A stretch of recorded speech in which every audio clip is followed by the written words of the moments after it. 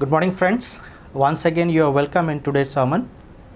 मैं विश्वास करता हूँ कि जो सीरीज़ हम कर रहे हैं इसके माध्यम से आपको बहुत आशीष मिल रही है। और अभी तक हम 5 सर्मन देख चुके हैं सीरीज़ के अंदर। हमने प्रेम के बारे में बात करी थी, हमने आनंद के बारे में बात करी थी, हमने शांति के बारे में बात करी है, धीरज के बारे में बात करी है। और जब हम इस तरीके के टॉपिक के ऊपर हम स्टडी कर रहे हैं तो मैं विश्वास करता हूँ कि आपको बहुत कुछ सीखने को तो मिल ही रहा होगा। साथ ही साथ ये समय रहा होगा कि आप अपने जीवन का अवलोकन कर रहे होंगे। आप ये देख रहे होंगे कि ये बातें आपके जीवन में कहाँ पर पाई जाती हैं। और जैसे मैंने आपको इंट्रोडक्शन सर्मन में बताया था कि जिस तरीके से एक बीज बोने वाला जब बीज बोता है तो उसके बाद उस बीज को उगने में, पेड़ बनने में और फल लगने में समय लगता है। तो निराश ना होएं अगर आप अपने जीवन को जांच रहे हैं और आप चेक करते हैं और आपको ऐसा लगता है कि कोई ना कोई कमी में, परेशान ना होएं। परमेश्वर आपके जीवन में काम कर रहा है, ये मैं विश्वास करता हूँ। सिर्फ आपका काम जो है वो ये है कि आपको पवित्र आत्मा की अगुवाई में अपने जीवन को चलाना है। जैसे पौलुस बोल रहा है बार बार इसी अध्याय में, गलातियों 5 में, कि live by the spirit and walk by the spirit. तो यदि हम पवित्र आत्मा के द्वारा चल रहे हैं, पवित्र आत्मा के द्वारा चलने का मतलब क्या है? उसकी गाइडेंस में। जैसे पवित्र आत्मा हमें सिखाता है वैसे अगर हम चल रहे हैं तो ये बातें एक दिन आएगा कि हमारे जीवन का हिस्सा होंगी। और अगर आपके जीवन में ये बातें हैं तो आपको काम करना है ताकि ये बातें और बढ़ें। तो मैं विश्वास करता हूँ कि ये हफ्ता आपका अच्छा रहा है। मेरे लिए दुख की बात रही है क्योंकि एक मेरे गुरु मैं बोल सकता हूँ, या एक ऐसे विश्व फेमस एक व्यक्ति थे जिनको मैं बहुत पसंद करता था, जिनके सर्मन मैं बहुत सुनता था। मैंने बहुत कुछ सीखा है उनकी किताबें पढ़ के। आपको पता चला होगा डॉक्टर रवि ज़कराया। अब वो हमारे बीच में नहीं रहे, प्रभु ने उन्हें बुला लिया। शायद इसलिए बुला लिया क्योंकि उनका काम जो था वो कंप्लीट हो गया था।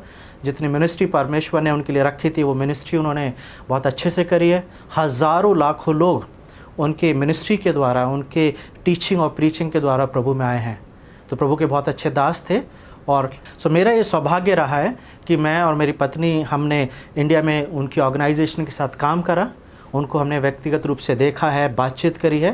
तो खुशी भी होती है कि हम ऐसे व्यक्ति को पर्सनली जानते थे। और दुख की बात यह है कि वो आज हमारे बीच में नहीं है।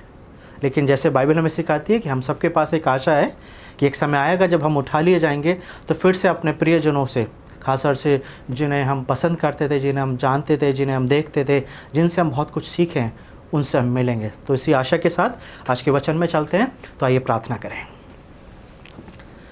प्रभु, हम आपका धन्यवाद देते हैं आज की सुबह के लिए। धन्यवाद देते हैं प्रभु कि आज का दिन जब हम शुरू करते हैं और आपकी आराधना करते हैं, आपके वचनों में जाते हैं, तो यही प्रार्थना करना चाहते हैं कि आज अपने वचनों के द्वारा प्रभु हमसे बातचीत करें, हमारी मदद करें, ताकि जब हम वचन सुनते हैं तो अच्छे से प्रभु जी अपने जीवन में उनको ला सकें। यीशु मसीह के नाम से इस प्रार्थना को मांगते हैं, आमीन।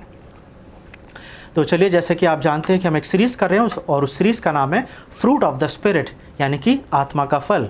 और आप जानते हैं कि हम गलातियों 5 और उसके 16 से बार इसको पढ़ते हैं, 16 से लेके 26 तक बार पढ़ते हैं, हर संडे पढ़ते हैं, ताकि सिर्फ फैमिलियर ना हो, लेकिन ज़्यादा से ज़्यादा पढ़ने के द्वारा इसको हम याद कर सकें, इस पोर्शन को। तो आइए इस बात फिर से पढ़ेंगे। Book of Galatians chapter 5 and I will read from verse 16 to 26। पर मैं कहता हूँ, आत्मा के अनुसार चलो तो तुम शरीर की लालसा किसी रीति से पूरी ना करोगे, क्योंकि शरीर आत्मा के विरोध में और आत्मा शरीर के विरोध में लालसा करता है, और ये एक दूसरे के विरोधी हैं, इसलिए कि जो तुम करना चाहते हो वो ना करने पाओ। और यदि तुम आत्मा के चलाए चलते हो तो व्यवस्था के अधीन ना रहे। शरीर के काम तो प्रकट हैं, अर्थात व्यभिचार, गंदे काम, लुचपन, मूर्ति पूजा, टोना, बैर, झगड़ा, ईर्ष्या, क्रोध, विरोध, फूट, विधर्म, ढा, मतवालापन, लीला क्रीड़ा और इनके जैसे और काम हैं। इनके विषय में मैं तुमसे पहले से कह देता हूँ, जैसे पहले कह भी चुका हूँ, कि ऐसे ऐसे काम करने वाले परमेश्वर के राज्य के वारिस ना होंगे। पर आत्मा का फल प्रेम, आनंद, शांति, धीरज, कृपा, भलाई, विश्वास, नम्रता और संयम है। ऐसे ऐसे काम के विरोध में कोई भी व्यवस्था नहीं। और जो मसीह यीशु के हैं, उन्होंने शरीर को उनकी लालसाओं और अभिलाषाओं समेत क्रूस पर चढ़ा दिया है। यदि हम आत्मा के द्वारा जीवित हैं तो आत्मा के अनुसार चले भी। हम घमंडी होकर ना एक दूसरे को छेड़ें और ना एक दूसरे से ढा करें। तो ये जो पोर्शन है हम हर संडे पढ़ते हैं ताकि इस पोर्शन को हम याद कर सकें, अंडरस्टैंड कर सकें। तो आज का जो हमारा टॉपिक है वो है कृपा यानी कि भलाई। हमने प्रेम के बारे में सीखा है, हमने आनंद के बारे में सीखा है, हमने शांति के बारे में सीखा है, हमने धीरज के बारे में सीखा है। और आज जब हम कृपा के बारे में यानी काइंडनेस के बारे में सीखते हैं तो किसी किसी बाइबल में काइंडनेस को जेंटलनेस भी बोला गया है, और इसको एक और वर्ड दिया गया है बेनिग्निटी, और इसको ग्रीक में बोला जाता है क्रिस्टोटस। तो ये जो शब्द हैं इसका मतलब है कि परमेश्वर की वो कृपा जो परमेश्वर के अंदर पाई जाती है, वही कृपा जब हमें मिलती है तो हम उसको अंडरस्टैंड करके उससे अपने जीवन का लाइफ स्टाइल बना लेते हैं। लेकिन कृपा होती क्या है या काइंडनेस किसे बोलते हैं? हमारे समाज में काइंडनेस को कई बार बड़े अलग अलग तरीके से एक्सप्लेन किया जाता है, जो काइंडनेस का कहीं ना कहीं हिस्सा तो है। जैसे कि किसी की कभी भी मदद कर देना, किसी को स्माइल करके किसी का वेलकम कर लेना, या कई बार जैसे अक्सर आपने मूवीज़ में देखा होगा या घरों में कई बार होता है कि खाना बहुत अच्छा नहीं बना है लेकिन आप उसे खाते हैं और तारीफ़ ही करते हैं कि खाना बहुत अच्छा है। रियलिटी में खाना अच्छा नहीं होता है, लेकिन क्या करें क्योंकि आप काइंड हैं। या कई बार जानवरों के ऊपर हम दया दिखाते हैं, या समाज में कई बार इस तरीके की काइंडनेस जो है वो हमें देखने को मिलती है। लेकिन क्या ये काइंडनेस काफ़ी है? क्या ये कृपा काफ़ी है? क्या जो हमने समाज में देखा है, क्या सिर्फ उसे देख के हम ये समझ सकते हैं कि कृपा का मतलब क्या है? क्योंकि कृपा को समझने के लिए अगर हम बाइबल ना पढ़ें तो हम कृपा नहीं समझ पाएंगे। क्योंकि समाज में जब लोग किसी के ऊपर दया दिखाते हैं तो कई बार इस दया के पीछे कोई ना कोई उद्देश्य छुपा होता है, कोई ना कोई रीज़न होता है। हमारे समाज में ख़ासतौर से जब हम देखते हैं जानवरों को लोग जो है दया दिखाते हैं, उनको खिलाना पिलाना, उनकी देखभाल करना, तो उसके पीछे कहीं ना कोई रीज़न होता है। और वो रीज़न जो होता है वो कई बार रिलीजियस रीज़न होता है। कई बार वो ऐसा रीज़न होता है जिसे वो डेलिबरेटली करते हैं क्योंकि वैसा करने के बाद उन्हें कहीं ना कहीं कोई बेनिफिट होगा। या जब लोग किसी की मदद करते हैं किसी भी रूप में, चाहे वो खाना खिलाने के रूप में हो सकता है, या किसी को कपड़े पहनाने के रूप में हो सकता है, या किसी को फाइनेंशियली करने के रूप में हो सकता है, उसके पीछे कई बार बहुत सारे रीजंस होते हैं। और अगर रिलीजियस रीज़न नहीं है तो कई बार वो रीज़न जो है वो पॉलिटिकली होता है, यानी कि पॉलिटिक्स से जुड़ा हुआ होता है। लेकिन जब हम बाइबल को पढ़ते हैं और ख़ासतौर से काइंडनेस या जेंटलनेस या कृपा की बात करते हैं, तब हमें समझ में आता है कि एक्चुअली बाइबल के हिसाब से जब हम पढ़ते हैं तो ये कृपा है क्या, ये काइंडनेस क्या है। तो आज हम 5 पॉइंट्स को देखेंगे। पहले पॉइंट्स में हम ये देखेंगे कि what does biblical kindness look like. Bible आधारित कृपा क्या है, या बाइबल के अंदर कृपा को हम कैसे समझें, बाइबल क्या बताना चाहती है कि कृपा क्या है। पहले अगर मैं सीधा एक लाइन में अगर आपको बताऊं कि अगर आप मेरे से पूछें व्हाट इज काइंडनेस, तो मैं आपको बताऊंगा kindness is selfless. Kindness is selfless. इसको ऐसे भी बोला जा सकता है कि काइंडनेस इज सुपर नेचुरल। कृपा क्या है या दयालु होना या दया दिखाने का मतलब क्या है? सुपर नेचुरल, मतलब कि ये एक आत्मिक चीज़ है। ये अगर मैं किसी की मदद इसलिए करता हूं क्योंकि मुझे उसके रिजल्ट से कोई बेनिफिट होने वाला है, तो फिर मैं कृपा नहीं कर रहा हूं, फिर तो एक ट्रांजैक्शनल एक्ट है। क्योंकि मैं कुछ कर रहा हूं और इसके बदले में मुझे कुछ मिलेगा, तो क्या ये दया हो सकती है क्या? ये दया नहीं होती है। अगर आप एक रिक्शे में बैठ के जाते हैं, वो थकता है, परेशान होता है, वो रिक्शा को चलाता है और चला के आपको कहीं लेके जा रहा है वो व्यक्ति, वो आपके ऊपर दया नहीं दिखा रहा है। बेसिकली वो उसका काम है, उसका बिजनेस है, और जब आप अपने पॉइंट पे पहुंचते हो तो आप उसे पैसे देते हो। तो हमें दया को समझना पड़ेगा, क्योंकि हमारे क्रिश्चियन समाज में भी इसको बड़े अलग तरीके से देखा जाता है। और आप इस बात को बहुत अच्छे से समझेंगे जब मैं आपको एग्जाम्पल दूंगा। जब क्रिसमस आता है, दिसंबर का महीना आता है, तो अक्सर हमने ये देखा है कि ज़्यादातर चर्चेस जो हैं वो वाइब्रेंट हो जाते हैं। बहुत कुछ हम समाज में करते हैं जो पूरे साल नहीं करते हैं। जैसे कि ब्लैंकेट डिस्ट्रीब्यूशन, कंबल बांटते हैं ना, क्योंकि सर्दी है और हम कंबल बांटते हैं क्योंकि हम काइंडनेस को कहीं ना कहीं प्रैक्टिस कर रहे होते हैं। लेकिन पूरे साल क्या हम इस तरीके की एक्टिविटीज़ करते हैं? ज़रूरी नहीं पूरे साल कंबल बांटें, लेकिन नीड तो लोगों की हमेशा रहती है ना पूरे साल।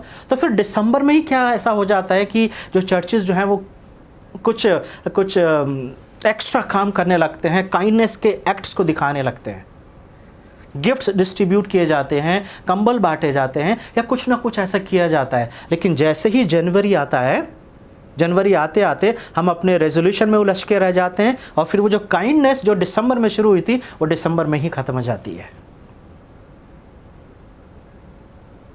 लेकिन उसके बाद जो 11 महीने होते हैं, उस 11 महीने में वो बात नहीं दिखाई देती है।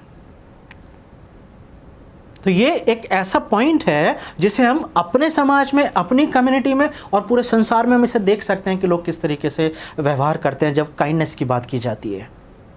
So what is kindness? अगर हमें काइंडनेस के बारे में देखना है तो उसके लिए सिर्फ एक ही चीज़ देखने की ज़रूरत है, और जानते हैं वो क्या है? वो है प्रभु यीशु मसीह।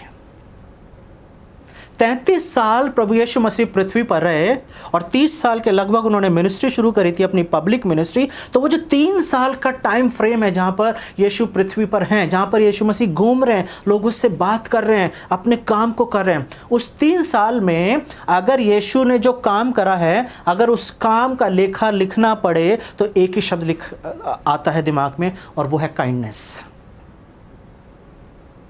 यीशु भूखों को खाना खिला रहे हैं क्योंकि वो तरस से भर गए। He filled with compassion।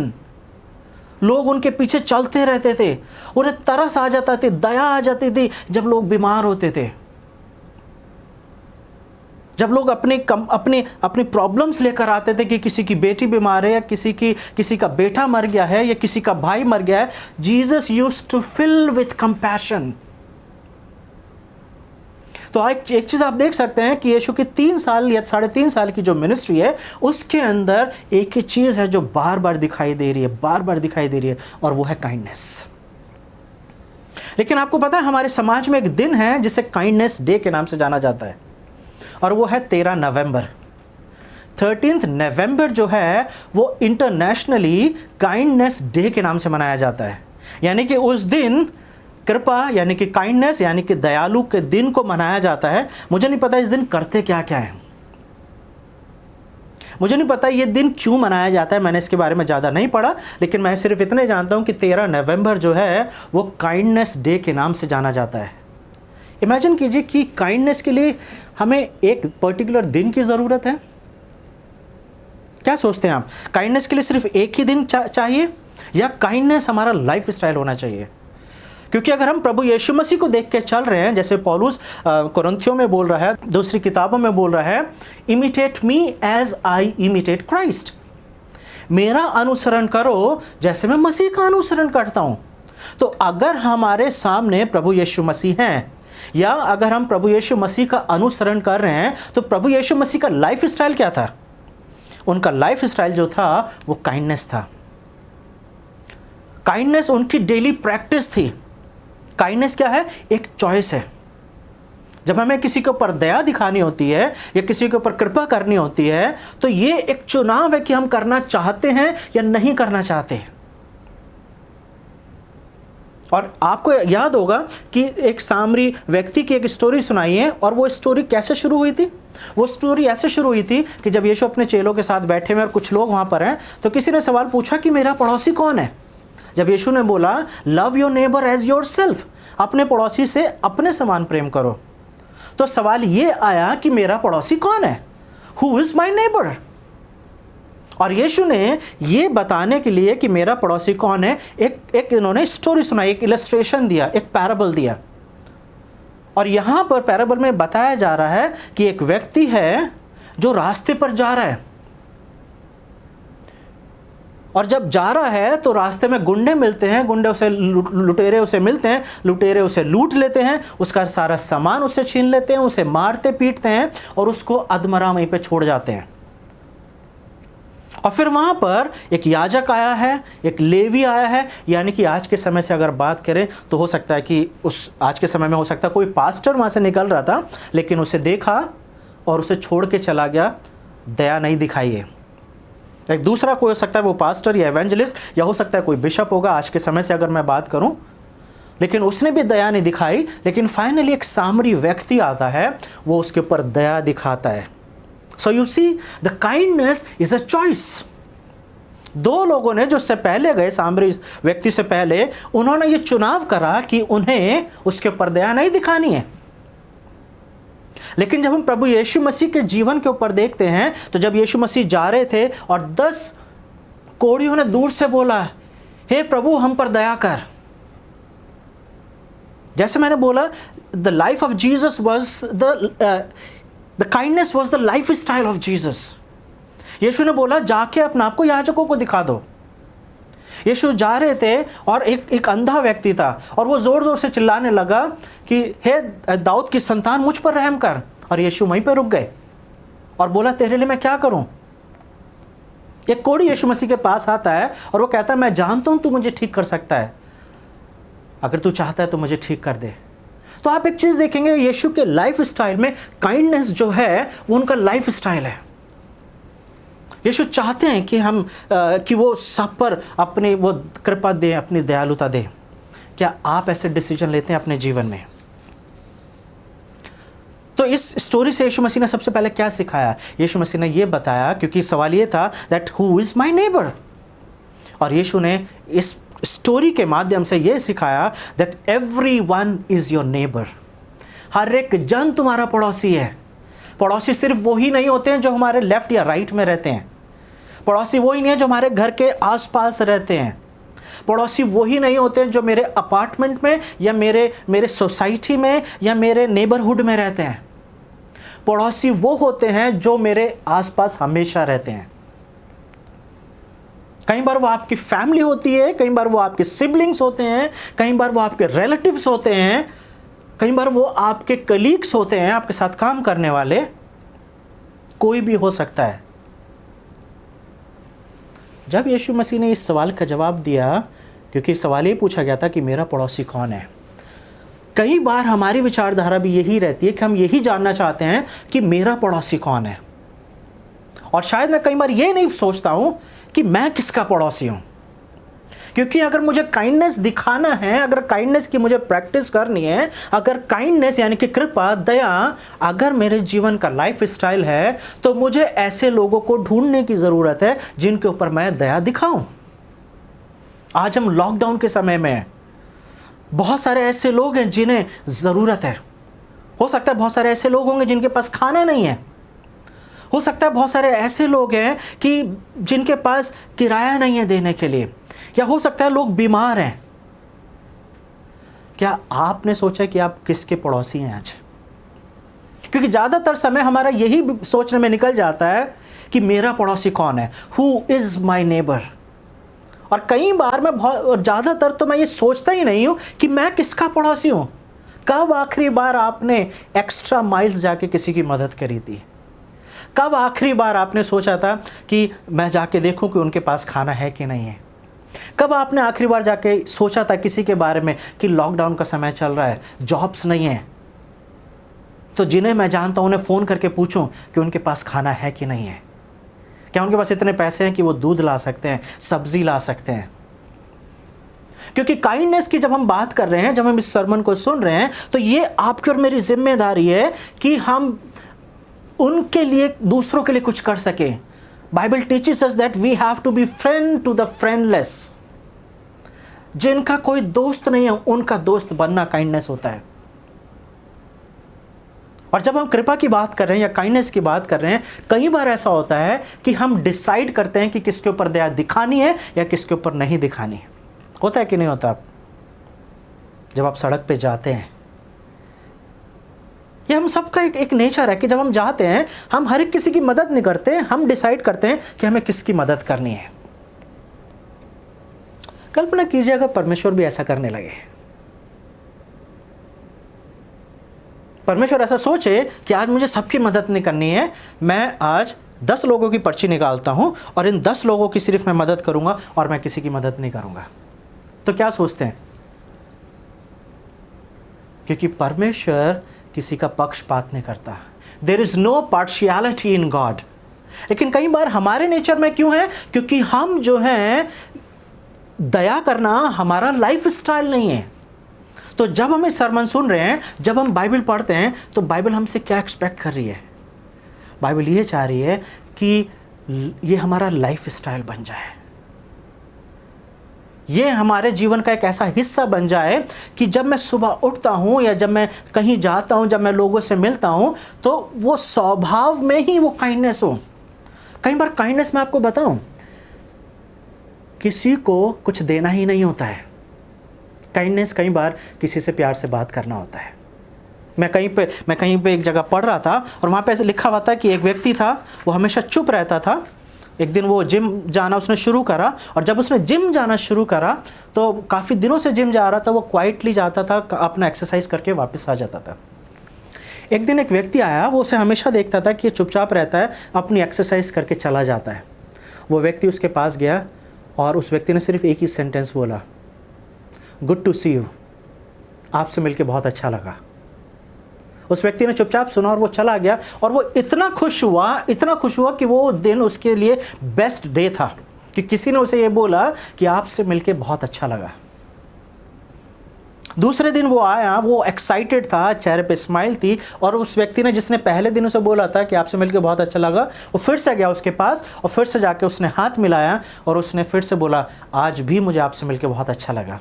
अब ये व्यक्ति खुश रहने लगा, स्माइल करने लगा।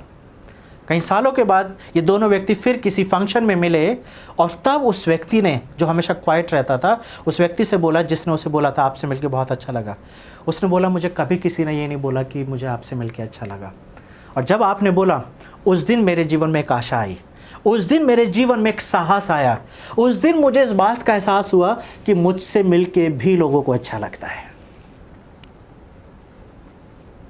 आपने आखिरी बार कब किसी को कोई कॉम्प्लीमेंट दिया था? कब आपने किसी को बोला था कि आप बहुत अच्छे लग रहे हो? When was the last time you said that you are looking good or nice to meet you? क्योंकि शायद हमने अपने रिश्तों को इतना ग्रांटेड ले लिया है कि कई बार कॉम्प्लीमेंट्स नहीं निकलता है। और जब मैं अपने जीवन की बात कर रहा हूँ, जब मैं यहाँ पे खड़ा हुआ बोल रहा हूँ, तो मैं भी जानता हूँ कि मेरे जीवन में भी एक कमी पाई जाती है कि कई बार जो कॉम्प्लीमेंट किसी को देना होता है वो नहीं दे पाता हूँ। तो आइए आज मिलके सीखें कि हम कॉम्प्लीमेंट देंगे एक दूसरे ऊपर। जब भी हम मिलेंगे तो एक दूसरे को कुछ ऐसी बात बोलेंगे जिसके सुनने के द्वारा किसी का जीवन अच्छा हो सकता है। मेरा दूसरा पॉइंट है, काइंडनेस इज पावरफुल। कृपा जो है बहुत ही पावरफुल है। कैसे? अगर मैं आपको सामने पढ़ूं, तीतुस उसका 3 अध्याय, मेरे साथ निकाल लीजिए, Titus book of Titus chapter 3 and I will read verse 3 and 4। Titus उसका 3 अध्याय। मैं काम करता हूं, मैं उसको एक से ही पढ़ता हूं आपके सामने, जहां पे इस प्रकार लिखा हुआ है। ध्यान से सुनिए, ये मुझे लगता है ये आपके और मेरे लिए ही लिखा हुआ है। लोगों को सुधि दिला कि हाकिमों और अधिकारियों के अधीन रहें और उनकी आज्ञा मानें और हर एक अच्छे काम करने के लिए तैयार रहें। किसी को बदनाम ना करें। कईयों के जीवन में ये बात पाई जाती है। झगड़ालू ना हो। अगर आप झगड़ालू हैं तो ये वर्ष आपके लिए। पर कोमल स्वभाव के हों और सब मनुष्यों के साथ बड़ी नम्रता के साथ रहें। ये कमांडमेंट्स हैं सब लोगों के साथ, फैमिली मेंबर्स के साथ ही नहीं, सब के साथ बड़ी नम्रता के साथ रहें, क्योंकि हम भी पहले निर्बुद्धि और आज्ञा ना मानने वाले और भ्रम में पड़े हुए और रंग रंग के अभिलाषाओं और सुख विलास के दास्तव में थे और बैर भाव और ढा करने में जीवन बिता रहे थे। तो कौन? पौलुस बोल रहे थे उसके द्वारा कि इस तरीके का जीवन था और घृणित थे और एक दूसरे के बैरी थे। लेकिन चौथी और 5वीं वर्ष जहाँ पे क्या बोल रहा है? पर जब हमारे उद्धारकर्ता परमेश्वर की कृपा, किसकी कृपा? हमारे उद्धारकर्ता परमेश्वर की कृपा। सो kindness is the characteristics of God. हमारा परमेश्वर जिसने हमें बनाया है, जिसने हमें सिरजा है, उसकी कृपा किसके लिए? हमारे, क्या बोल रहा है? हमारे उद्धारकर्ता, यानी कि उद्धार किसके द्वारा हुआ है? परमेश्वर की दया के अनुसार। We have been saved through grace. हम अनुग्रह के द्वारा बचाए गए हैं, किसी और तरीके से नहीं बचाए गए हैं। अगर आप विश्वासी हैं, अपने आप को बिलीवर बोलते हो, तो इसलिए नहीं because you have some merit, not because you are very good, not because you are highly qualified. कोई भी एक क्वालिटी आपके अंदर है जिसे आप बोल सकते हो कि इसके द्वारा मैं बचाया गया हूं, ये प्रभु यीशु मसीह की दया है कि आप और मैं बचाए गए हैं। और उसी चीज को पौलुस यहां पर बोला है, जब हमारे उद्धारकर्ता परमेश्वर की कृपा और मनुष्य पर उसकी प्रीति प्रकट हुई, मतलब कि उद्धार नहीं होना चाहिए था, लेकिन परमेश्वर का अनुग्रह, दया, काइंडनेस आपके ऊपर और मेरे पर दिया गया, तो उसने हमारा उद्धार किया है। वही चीज यहां पे बोल रहा है, किसने उद्धार करा है? परमेश्वर ने, जो उद्धार करता है, जो कृपा रखता है, जो काइंडनेस है जिसके अंदर, वो धर्म के कामों के कारण नहीं, फिर से वो ये चीज बता रहा है, यह धर्म के कामों के कारण नहीं जो हमने आप किया, पर अपनी दया के अनुसार नए जन्म के स्नान और पवित्र आत्मा के हमें नया बनाने के द्वारा हुआ है। तो आप देख रहे हैं, मेरा दूसरा पॉइंट जो है उसमें पौलुस जो है वो यही बताना चाह रहा है कि काइंडनेस इज अ पावर। ये परमेश्वर की एक दया है। परमेश्वर ने लोगों को चुना है। हम जानते हैं, जब हम इतिहास पढ़ते हैं, बहुत सारे लोगों को परमेश्वर ने चुना। क्यों चुना? That was the kindness of God. परमेश्वर ने अब्राहम को बुलाया। क्यों बुलाया? क्या जरूरत है अब्राहम को बुलाने की? क्योंकि जब आप बाइबल पढ़ेंगे तो स्पष्ट रूप से बताया जाता है that Abraham was the idol worshipper. Abraham जो था वो परमेश्वर को नहीं जानता था। गिडियन के बारे में अभी कुछ दिन पहले जब हम न्यायों की किताब पढ़ रहे हैं तो आपने गिडियन के बारे में पढ़ा था। Who was the Gideon? एक डरपोक इंसान, एक कायर इंसान, एक ऐसा व्यक्ति जिसका परिवार मूर्ति पूजक था, परमेश्वर को नहीं जानता था। लेकिन जब परमेश्वर ने गिदोन से बात करना शुरू करा तो क्या बोला? माइटी वॉरियर गिडियन कम। पर प्रभु यीशु मसीह जब पृथ्वी पर हैं, उन्होंने 12 चेले चुने। क्या क्वालिटी थी बताइए 12 चेलों में? कोई एक क्वालिटी?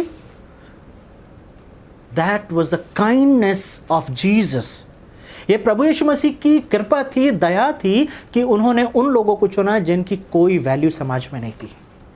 और अगर मैं इन सब की बात ना करके सिर्फ आपकी और मेरी बात करूं, बताइए परमेश्वर ने आपको क्यों चुना है?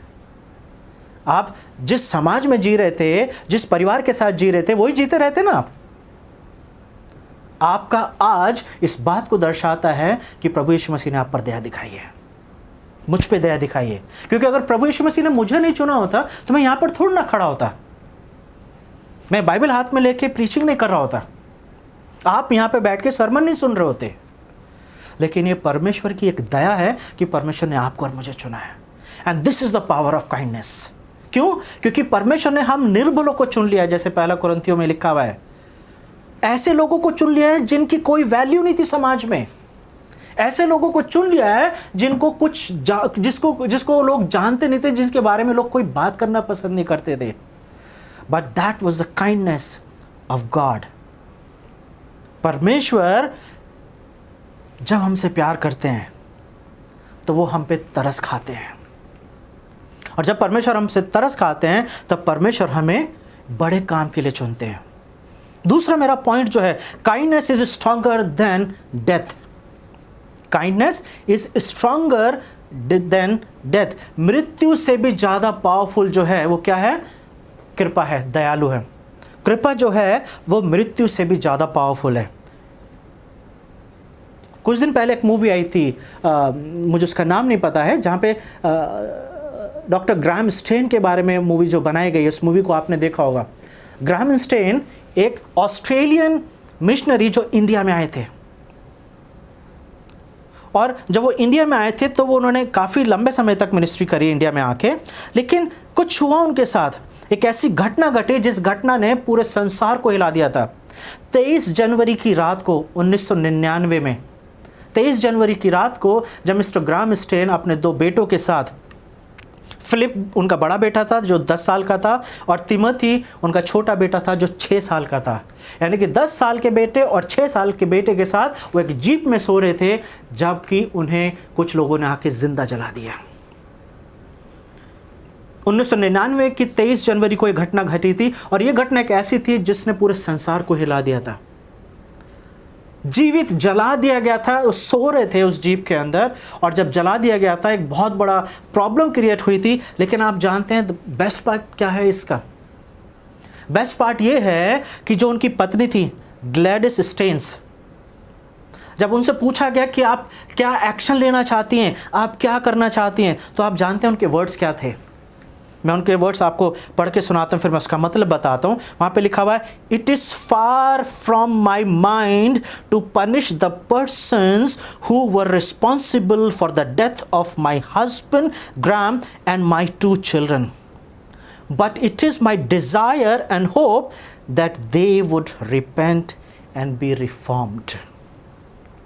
वो कह रही है कि मैं कल्पना भी नहीं कर सकती ऐसे लोगों को कि मैं पनिशमेंट दूं या उनको कोई सजा मिले। वो बताना चाह रही है, मैं नहीं चाहती कि उन्हें सजा मिले, लेकिन मेरी इच्छा है। क्या इच्छा है? कि वो क्या करें? वो पछताएं, ताकि उनके जीवन में बदलाव आ जाए। कौन कर सकता है ये बताइए किसी के लिए? एक स्त्री है जिसके हस्बैंड को जला दिया गया, जिसके दोनों बेटों को जला दिया गया। आप कल्पना कीजिए उसके पास बचा क्या है। लेकिन एक ऐसी स्त्री बजाय इसके कि अपने आप को बिटरनेस से भर दे, बजाय इसके कि वो ये प्रार्थना करे, बजाय इसके कि वो ये एक्शन ले कि ऐसे लोगों को कड़ी से कड़ी सजा मिलनी चाहिए, लेकिन वो क्या बोल रही है? मैं नहीं चाहती कि इनको सजा मिले, लेकिन मैं चाहती हूं कि वो पछताएं, यानी कि पश्चाताप करें, ताकि उनका जीवन बदल जाए। कहां से ये पावर आई है मुझे बताइए? ये कृपा कहां से निकल कर आई है? ये वही कृपा है जो पौलुस तीतुस के खत में लिख रहा है, the kindness of the God. ये परमेश्वर की काइंडनेस है, जो पवित्र आत्मा जो हमें दिया जाता है। जब वो पवित्र आत्मा आपके और मेरे जीवन में काम करता है, तो ये काइंडनेस जो है ये इस रूप में बाहर निकलती है। यीशु मसीह सलीब पर हैं, लेकिन क्या प्रार्थना कर रहे हैं?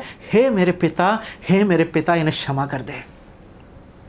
क्यों क्षमा की प्रार्थना कर रहे हैं? इसलिए कर रहे हैं क्योंकि जिन लोगों ने मारा है उनके पास ज्ञान की कमी है। ये वो लोग हैं जिन्हें सच नहीं पता है। ये वो लोग हैं जो निर्बल हैं, जो कमजोर हैं, जिन्हें नहीं पता है। मिसेस ग्लैडली स्टेन्स प्रेयर कर रही हैं, उनकी डिजायर। आप इस स्टेटमेंट को इंटरनेट पे पढ़ सकते हैं, मैंने वहीं से लिया है। वो ये प्रार्थना कर रही हैं कि मैं नहीं चाहती कि जिन लोगों ने मेरे पति को और मेरे 2 बेटों को जला दिया उन्हें सजा मिले, लेकिन मैं चाहती हूँ कि क्या हो, कि उन्हें क्षमा कर दिया जाए, और वो खुद अपने आप पश्चाताप करें, ताकि परमेश्वर उन्हें क्षमा कर सके। और जब भी मैं मिसेस ग्लैडिस स्टेन के बारे में सोचता हूँ, तो मेरे दिमाग में एक और कैरेक्टर आता है बाइबल का, और वो है नाओमी। अगर आप रूथ की किताब पढ़ेंगे और वहाँ पे नाओमी के बारे में देखेंगे, जहाँ पे रूथ और नाओमी का है, तो नाओमी एक ऐसी स्त्री है जिसका सब कुछ खो गया है। She had seen many bad days in her life. यरूशलेम में अकाल पड़ा है, वो मोआब चली जाती है। मोआब जाने के बाद उसका सबसे पहले पति मर जाता है, फिर उसके बाद उसके दोनों बेटे मर जाते हैं। अब उसके पास 2 बहुएं बची हैं, उन 2 बहुओं में से भी एक चली जाती है। She left alone. कोई नहीं है सिवाय रूथ के। और जैसे कि अक्सर आपने सुना होगा, that situation either makes you bitter और बेटर। परिस्थितियां या तो हमें कड़वाहट से भर देती हैं या हमें एक बहुत अच्छा इंसान बना देती हैं। लेकिन नाओमी के जो शब्द है रूथ उसके 2 अध्याय और 20वें वर्ष में, रूथ उसका 2 अध्याय और उसकी 20वीं वर्ष में देखिए नाओमी के क्या शब्द हैं। नाओमी ने अपनी बहू से कहा, वो यहोवा की ओर से आशीष पाए, क्योंकि उसने ना तो जीवित पर से और ना मरे हुओं पर से अपनी करुणा हटाई। फिर नाओमी ने उससे कहा, वो पुरुष तो हमारा कुटुंबी है, वरन उनमें से है जिनको हमारी भूमि छुड़ाने का अधिकार है। बोआज के लिए बोल रही है नाओमी, बोआज के लिए। उसे वो सब कुछ खो चुकी है, लेकिन अभी भी उसे परमेश्वर की कृपा के ऊपर विश्वास है। अभी भी उसे पता है that my God has the loving kindness nature. मेरा परमेश्वर जो है वो प्रेमी और दयालु परमेश्वर है, और ये उसकी एक आशा है, और उसी आशा के साथ वो रूथ को गाइड कर रही है।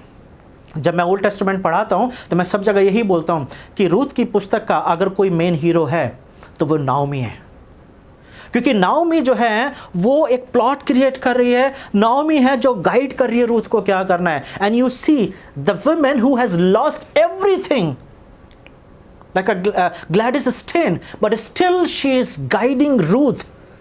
रूथ को वो सिखा रही है जिसके द्वारा रूथ का जीवन बदलता है। रूथ और बोआज जो प्रभु यीशु मसीह के पैदाइश में उनका हिस्सा, उनका नाम आता है। So I can say the kindness is stronger than the death. तीसरा पॉइंट अगर मैं देखूंगा तो वो होगा kindness prepares for repentance. Kindness prepares for repentance. जैसे कि मैंने अभी बताया, किसके बारे में? ग्लैडिस स्टेन के बारे में। वो चाहती हैं कि जिन लोगों ने मिस्टर ग्राहम स्टेन और उनके दोनों बेटों को जलाया, वो क्या चाहती हैं? वो चाहती हैं कि वो जो है क्षमा मांगे। Kindness always lead to repentance. अगर आप रोमियो उसका 2 अध्याय और 4 वर्ष पढ़ेंगे, निकाल लीजिए मेरे साथ, रोमन्स चैप्टर 2 एंड वर्स 4। यहाँ पे इस प्रकार लिखा हुआ है, क्या तू उसकी कृपा और सहनशीलता और धीरज रूपी धन को तुच्छ जानता है?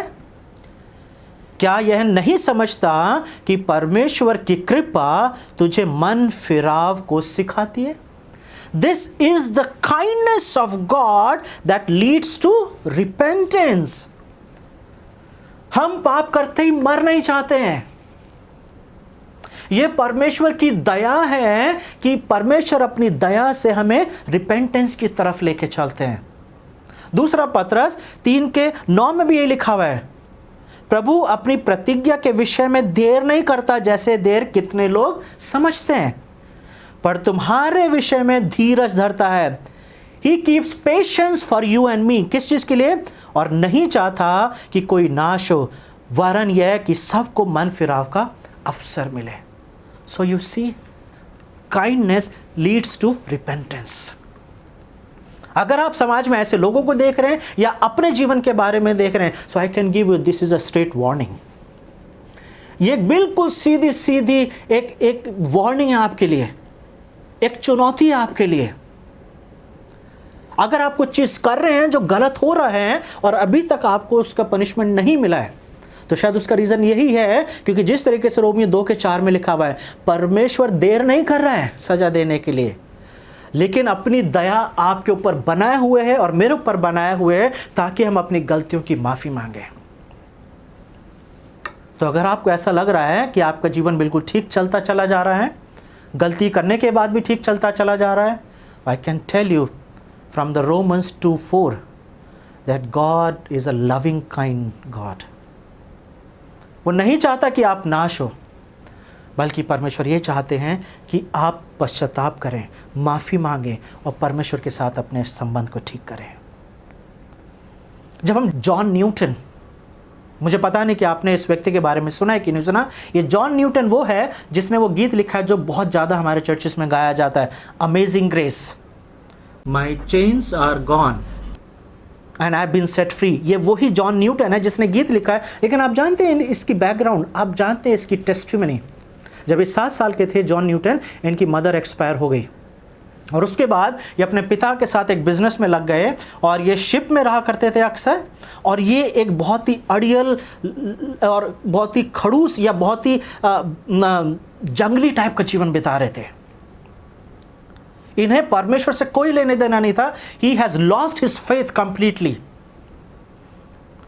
और बहुत ज़्यादा कठोर व्यक्ति जाने जाते थे अपने जीवन में। और एक दिन ऐसा बोला जाता है कि जब ये अपनी शिप में थे और जब ये जा रहे थे तो समुद्र में इतना भयंकर तूफान आया कि वो जो शिप था वो टूटने वाला था, सब कुछ डूबने वाला था। उसी वक्त उन्हें इस बात का एहसास हुआ कि उन्हें अपने जीवन के बारे में सोचना चाहिए, because he saw his death in front of him. So he thought that before he die, it's better to just think about his life. इससे पहले कि मैं मर जाऊं, मैं अपने जीवन के बारे में जानता हूं, मैं देखूं मैंने जीवन कैसा जिया है। और जब वो अपने जीवन के बारे में उन्होंने सोचना शुरू करा, he realized that he was not living a good life. उन्हें इस बात का एहसास हुआ कि जिस तरीके का जीवन वो जी रहे हैं, वो जीवन परमेश्वर से बहुत दूर है। उन्हें इस बात का एहसास हुआ कि ये जीवन परमेश्वर को पसंद नहीं आ सकता है। और उसी वक्त, उसी मोमेंट उन्होंने अपनी नाव के अंदर अपने घुटने टेके, परमेश्वर से माफी मांगी और अपने जीवन को प्रभु यीशु मसीह के हाथ में दे दिया। ऐसा व्यक्ति बहुत पहले मर सकता था। क्यों परमेश्वर ने दिन देते चले गए? Because that is the kind loving kindness act of God. परमेश्वर नहीं चाहते कोई भी नाश हो। परमेश्वर नहीं चाहते थे कि जॉन न्यूटन नाश हो, और वहां पे जॉन न्यूटन का जीवन बचाया गया।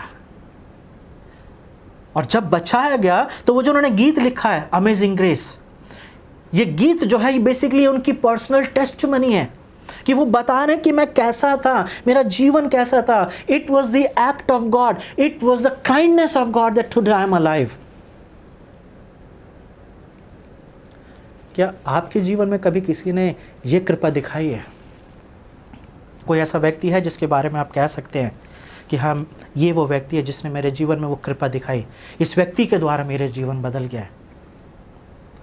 अगर है, या किसी के एफर्ट्स के द्वारा आपके जीवन में बड़ा बदलाव आया है, तो मैं चाहता हूँ कि आज इस समय, इस सरमन के बाद एक फ़ोन कॉल करें उस व्यक्ति को, थैंक यू बोलें, उस व्यक्ति के लिए प्रार्थना करें जिसके एफर्ट्स के द्वारा आपका जीवन बदला है। कोई भी हो सकता है, वो आपके पेरेंट्स हो सकते हैं, आपके फ्रेंड्स हो सकते हैं, कोई आपका जानने वाला हो सकता है। परमेश्वर का धन्यवाद दें आप अगर आज जीवित बैठे हुए हैं।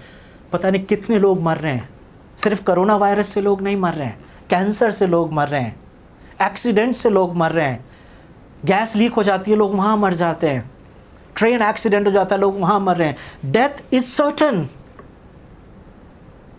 मृत्यु को चीट नहीं किया जा सकता है।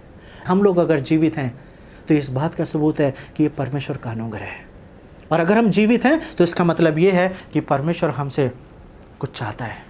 क्या हम परमेश्वर को वो दें जो परमेश्वर चाहते हैं हमसे? मेरा लास्ट पॉइंट वो है kindness may not be pleasant. कई बार कृपा जो है वो बहुत अच्छी नहीं हो सकती है। कृपा दिखाने का तरीका कई बार ऐसा हो सकता है जो पसंद ना आए। हमें दया का मतलब यही लगता है कि लोग हमसे प्यार से बात करें, हमारी इज्जत करें, हमारी मदद करें। लेकिन अगर आप मेरे साथ भजन संहिता 141 निकालेंगे, Psalm 141, and if I read just one verse 5, भजन संहिता 141 और उसकी 5वीं आयत, धर्मी मुझको मारे तो वो कृपा मानी जाएगी। धर्मी अगर मुझको मारें तो वो कृपा मानी जाएगी, और वो मुझे ताड़ना दें तो यह मेरे सिर पर एक तेल ठहरेगा। मेरा सिर उससे इनकार ना करेगा। लोगों के बुरे काम करने पर भी मैं प्रार्थना में लवलीन रहूँगा। यानी कि ताड़ना दिए जाने को भी परमेश्वर की कृपा मानी जाती है। आप समझ रहे हैं कि यहाँ पर दाऊद क्या बोलना चाह रहा है? जैसे कि इब्रानियों की किताब में लिखा हुआ है कि परमेश्वर जिससे प्यार करता है उसकी ताड़ना भी करता है। God disciplines whom he loves। ताड़ना मिलना भी दया का एक प्रतीक है। डांट खाना किसी को अच्छा नहीं लगता है ना, लेकिन दाऊद यहाँ पे बोल रहा है कि कोई मेरी ताड़ना करे, धर्मी मुझे मारे। यहाँ पे सिर्फ डांट की बात नहीं की जा रही है, शायद एक लगाने की बात की जा रही है। हमें कई बार दूसरों के कठिन शब्द सुनने अच्छे नहीं लगते हैं। और क्यों कोई बोले दूसरे शब्द, क्यों दूसरा कोई गलत शब्द बोले या कठिन शब्द बोले? हमारी भी अपनी कोई वैल्यू है, हम भी पढ़े लिखे हैं, हम भी अच्छी उम्र वाले हैं, कोई हमें गलत क्यों बोल सकता है? कई बार लोग करेक्शन को पसंद नहीं करते हैं, लेकिन बाइबल क्या बता रही है? परमेश्वर जिससे प्यार करता है उसकी ताड़ना भी करता है, और उस ताड़ना में बहुत कुछ हो सकता है। उस ताड़ना में बहुत कुछ ऐसा है। क्यों? क्योंकि परमेश्वर आपसे प्यार करते हैं और वो अपनी दया दिखाते हैं आपके ऊपर। और वो जो ताड़ना है वो एक दया का एक एक्ट, दया जो है वो एक एक्ट है।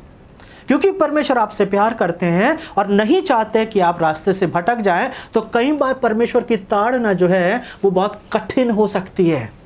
और यहाँ पर तो दाऊद सारी सीमाओं को पार करते हुए बोल रहा है। दाऊद क्या बोला कि मैं चाहता हूं कि धर्मी लोग क्या करें, मुझे मारें। यानी कि सिर्फ डांट काफी नहीं है।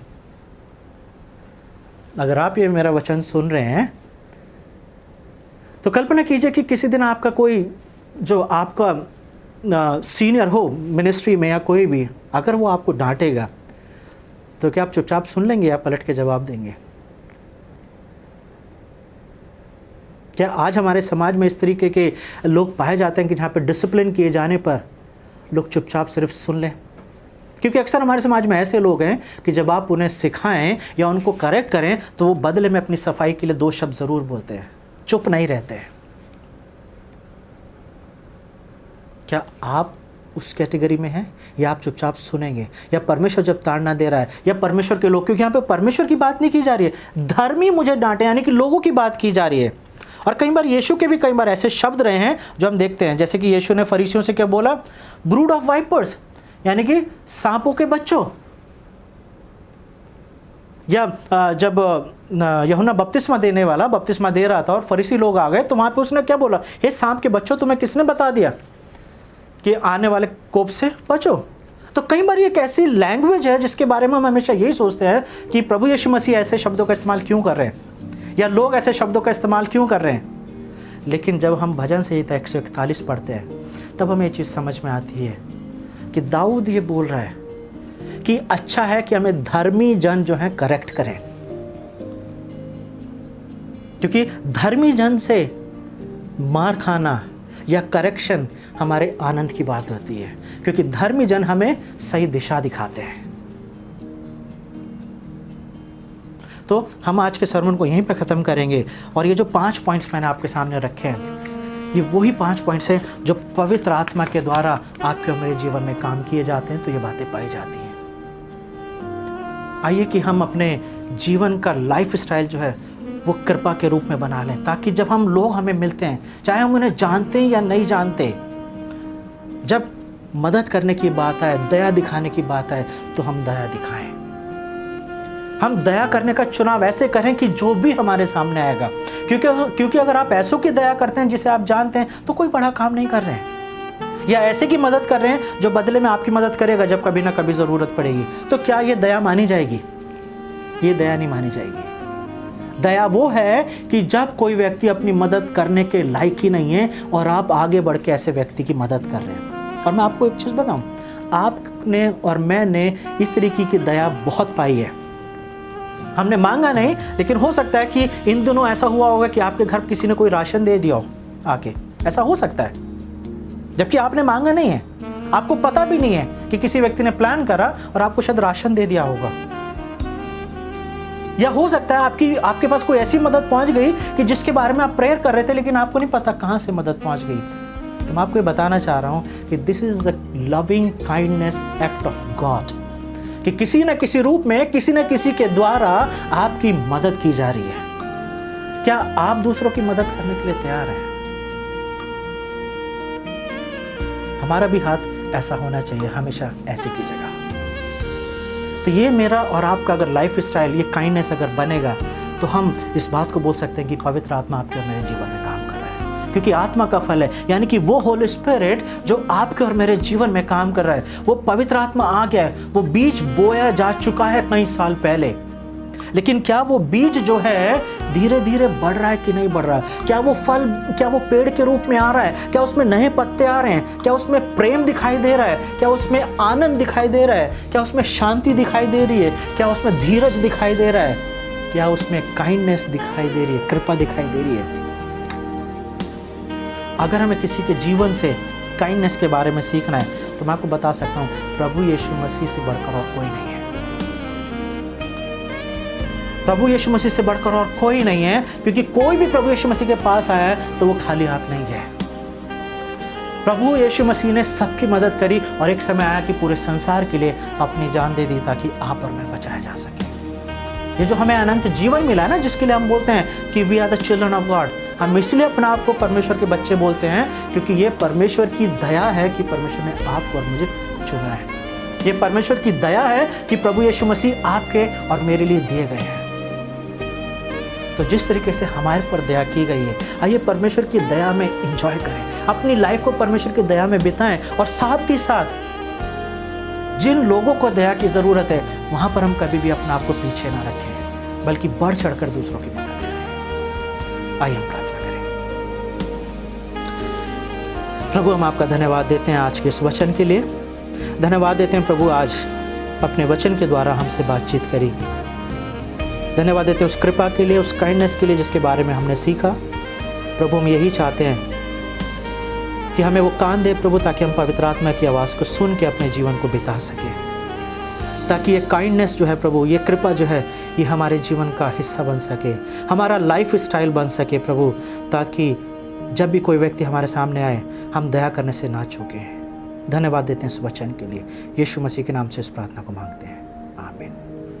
मैं विश्वास करता हूँ कि आप प्रभु में बढ़ रहे हैं, सीख रहे हैं। ध्यान रखिए, मैसेज दूसरों के साथ ज़रूर शेयर करें और सिर्फ सीखे नहीं बल्कि छोटे छोटे ग्रुप में इसकी स्टडी कर सकते हैं। पूरे हफ्ते अपने परिवार के साथ बैठ के इस तरीके के सरमन बार बार सुन के उसके ऊपर स्टडी कर सकते हैं। जो वर्सेस मैंने दिए हैं उनके बारे में स्टडी कर सकते हैं।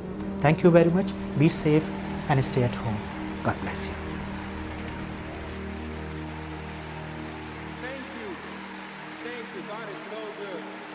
God bless you all.